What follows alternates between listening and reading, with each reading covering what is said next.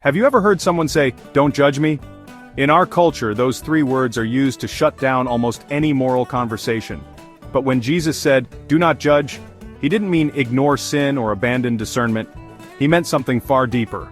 Let's discover what it really means to see clearly.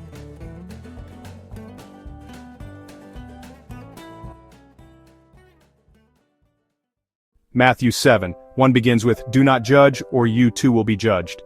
Many stop there, but Jesus didn't. He wasn't forbidding all judgment. He was condemning hypocritical, self-righteous judgment. The Pharisees were experts at pointing out others' sins while ignoring their own. Jesus exposes that spirit and calls it out. The Greek word used here for judge, krino, can mean to evaluate, condemn, or pass sentence. Jesus isn't prohibiting wise evaluation. After all, in verse 6 he immediately tells us not to cast pearls before swine, which requires discernment. He is prohibiting harsh, condemning judgment that elevates self and tears others down. Romans 14:10. Why do you judge your brother, for we will all stand before God's judgment seat. Then Jesus paints a vivid picture. Why do you look at the speck of sawdust in your brother's eye, but pay no attention to the plank in your own? Imagine it.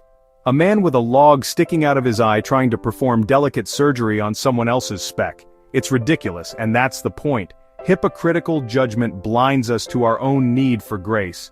Jesus doesn't say ignore the speck. He says first remove the plank from your own eye, then you will see clearly to help your brother. True love doesn't overlook sin, it helps restore.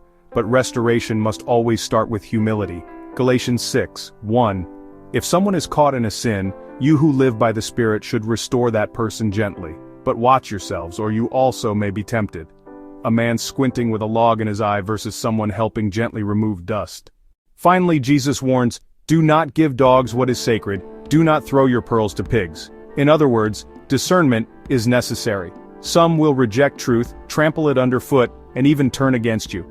We are called to be discerning stewards of truth, sharing faithfully but wisely with humility and prayer. Proverbs 9:8. Do not rebuke mockers or they will hate you, rebuke the wise and they will love you. So what does this mean for us today? It means we must hold two truths in tension. We must not be judgmental, but we must also not be naive.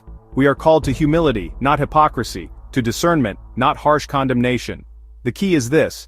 Am I examining my own heart before confronting another? Am I motivated by love and restoration, or by pride and criticism? So here's the challenge. Before you confront someone else's sin, ask God to show you the plank in your own eye. Confess it, repent of it.